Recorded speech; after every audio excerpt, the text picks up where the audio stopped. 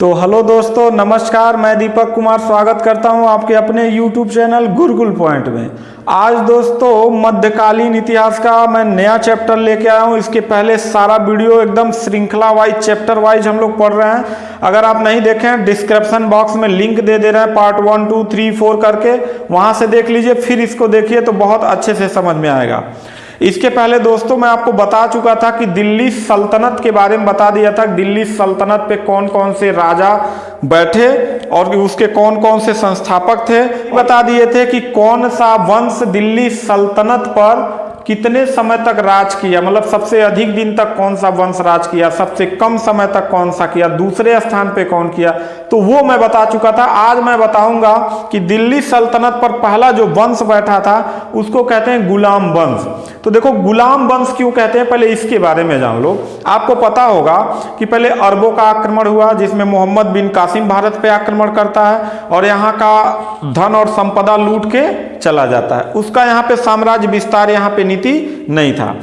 दूसरा, अरबों का आक्रमण होता है तो अरबों में महमूद गजनवी आता है। इसका भी उद्देश्य सेम मोहम्मद बिन कासिम की तरह था। ये भी भारत की संपदा और धन को लूटना चाहता था और लूट के वापस फिर मध्य एशिया चला जाना चाहता था। उसका भी साम्राज्य विस्तार नीति नहीं था।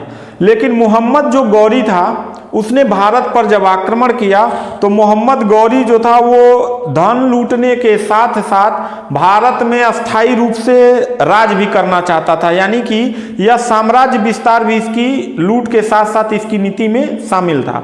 तो आया भारत में बहुत सारे तराइन का प्रथम युद्ध 1191 ईस्वी में, 1192 में तराइन का द्वितीय युद्ध, फिर 1194 में जयचंद को मारा, चंदावर का युद्ध किया और ढेर सारा राज्य जो है जीत लिया।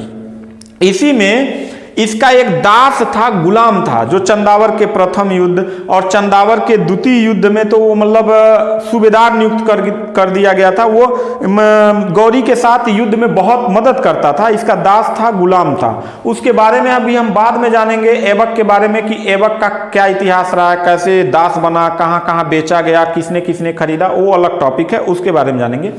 सिर्फ एक आपको समझने के लिए बता रहे हैं। तो कुतुबुद्दीन ऐबक जो था, ये बार बार गौरी जो भारत में युद्ध कर रहा था और कुतुबुद्दीन ऐबक था, इसका दास था, गुलाम था। तो इसकी एक बिटिया थी, उससे अधूरा गया और कहा कि चलो ले चलें तुम्हें तारों के शहर में, धरती पे दुनिया हमें प्यार न करने देगी। बस उसकी जो लड़कियां थी अधूरा गई, किससे? कुतुबुद्दीन ऐबक से, ये जिसके दास या गुलाम से। तो सब शादी करने के लिए तैयार हो गए। लास्ट में मोहम्मद गौरी को हार मानना पड़ा और शादी किया। तो दहेज में भारत का ढेर सारा हिस्सा जो था अपने दास या गुलाम कुतुबुद्दीन ऐबक को सौंप कर वापस चला गया।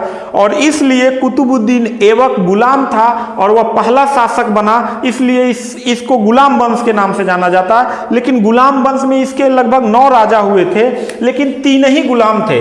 देखो, पहला जो गुलाम था वह था कुतुबुद्दीन ऐबक, जिसको कुतुबी कहा जाता था, कुतुबी, ठीक है। यानी ये गुलाम था, किसका? मोहम्मद गौरी का था।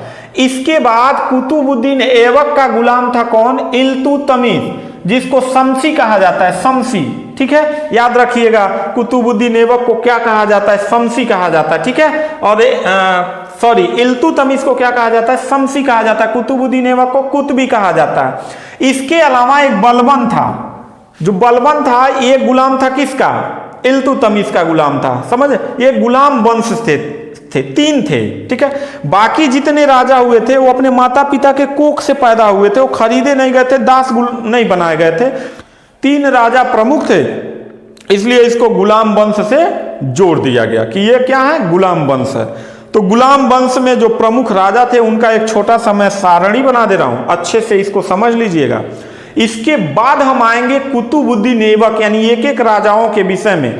तो मुख्य रूप से जो राजा के विषय में हम लोग पढ़ेंगे, उसमें कुतुबुद्दीन ऐबक के विषय में सब महत्वपूर्ण तरीके से पढ़ेंगे, इल्तुतमिश के विषय में पढ़ेंगे और फिर रजिया सुल्तान के विषय में पढ़ेंगे। फिर इसके बाद जो है इधर एक था गयासुद्दीन बलबन। यानी मुख्य रूप से गुलाम वंश में ये 4 राजा बहुत महत्वपूर्ण थे, जहां से बार बार एग्जाम में प्रश्न पूछे जाते हैं। तो एक एक राजा के बारे में पढ़ेंगे। बीच में जो राजा आएंगे थोड़ा मोड़ा उनका पढ़ना है, क्योंकि यहां से क्वेश्चन बहुत नहीं पूछे जाते हैं। लेकिन इनको भी हम पढ़ाएंगे। लेकिन ये जो मुख्य रूप से जो राजा जिन्होंने इतिहास में नाम सुनहरे अक्षरों में दर्ज है, तो इनके बारे में हम लोग पढ़ते चलेंगे। तो सबसे पहले जानेंगे कि गुलाम वंश का संपूर्ण जो काल था बाबू, वो 1206 ईस्वी से लेके 1290 ईस्वी तक था। यानी इन्होंने लगभग 84 वर्षों तक शासन किया था। पूछेगा गुलाम वंश ने भारत पे कितने वर्षों तक शासन किया था, तो 84 वर्षों तक शासन किया था। ठीक है, 1206 ईस्वी से लेके 1290 ईस्वी तक, यानी 1290 ईस्वी के बाद खिलजी वंश शुरू होता है, तो उसके बारे में हम आगे पढ़ेंगे। तो यहां देखो, ये राजाओं का क्रम देख लेते हैं, यानी इधर से बढ़ते क्रम में हम चलेंगे। सबसे पहला राजा जो होगा ऊपर होगा, ऐसे नंबर डाले हुए। तो सबसे पहला राजा जो था वो गौरी का गुलाम था, दास या गुलाम था। क्या था? दास या गुलाम था। कौन? कुतुबुद्दीन ऐबक। यह 1206 ईस्वी में दिल्ली सल्तनत की गद्दी पे बैठा और 1210 ईस्वी तक राज किया, यानी 4 वर्षों तक इसने क्या किया था? राज किया था। ठीक, इसके बाद दूसरा जो शासक हुआ था वो इल्तुतमिश हुआ था। यह इसका दास था और इसका दामाद भी था। क्या था? दामाद भी था। वो कहानी मैं आगे बताऊंगा। ठीक है, यह 1210 ईस्वी से लेके 1236 ईस्वी तक था, यानी 26 वर्षों तक इसने राज किया था, जिसको शमसी कहा जाता है। तीसरा सुल्तान रुकनुद्दीन फिरोज, यह 1236 ईस्वी में था। यह कौन था? रजिया सुल्तान का भाई था। गद्दी बैठाया गया, लेकिन एकदम नखादा था, हमारा था, कोनो काम लायक नहीं था, तो ज्यादा दिन तक शासन नहीं किया।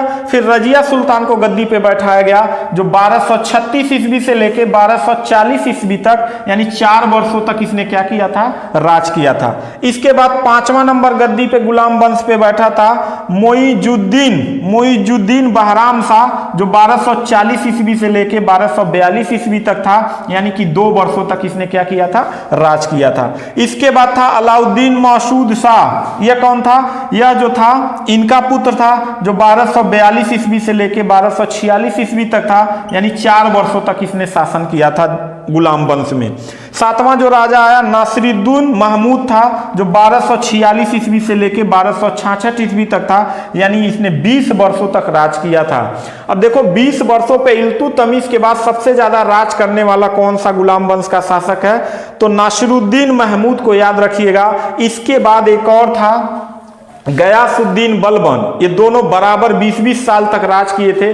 गयासुद्दीन बलबन, जिसके बारे में बार बार एग्जाम में पूछा जाता है, 1266 से लेके 1286 ईस्वी तक, यानी कि 20 वर्षों तक यह शासन किया था, जिसको बलबनी कहा जाता है, बलबनी गुलाम वंश। ठीक है, इसके बाद अंतिम जो शासक था क्यूमर्स था, जो 1286 ईस्वी से लेके 1290 ईस्वी तक था, जो लगभग 4 वर्षों तक दिल्ली गुलाम वंश पर शासन किया था।